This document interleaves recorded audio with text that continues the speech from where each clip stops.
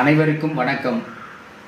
புத்திர பாவகத்திலே 5 குடைய கிரகம் எப்படிப்பட்ட கிரகம், எங்கெங்கு இருக்க வேண்டும், ஆட்சியாக இருந்தால் எப்படி, நட்பாக இருந்தால் எப்படி என்று பார்ப்போம்.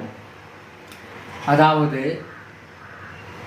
மதப்பதிக்கு ஆயத்திரை புத்திரற்கதிபனாக வரில் இவனும் அந்தணனும் முதற்கிரையும் வாக்கிரையும் இம்மனையோர் 4னுக்கும் வலிதாய் முடன் அருகன் வர்க்கமுமில்லாமல் முழு பிளமாய் இருந்தால் நட்புத்திரர் வருவார் என்பது.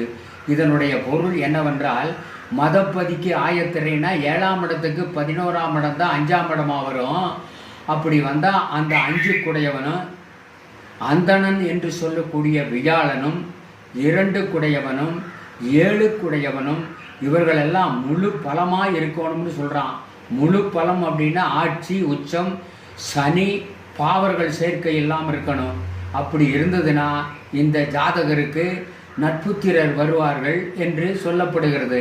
இன்னும் புத்திர ஸ்தானாதிபதியோ புத்திர காரகனோ முடன் அருகன் என்று சொல்லக்கூடிய சனி புதன் வர்க்கங்கள், சனி சேர்க்கை சனி வீடு, புதன் சேர்க்கை புதன் வீடு, இப்படியெல்லாம் இல்லாமல் தனித்தனியாக ஆட்சியில் இருந்தால் அந்த ஜாதகருக்கு ஆயுள் தீர்க்கமுடைய புத்திரரும் நட்புத்திரரும் கல்வி மற்றது சேர்க்கையுடையவரும் ஆவார் என்பது.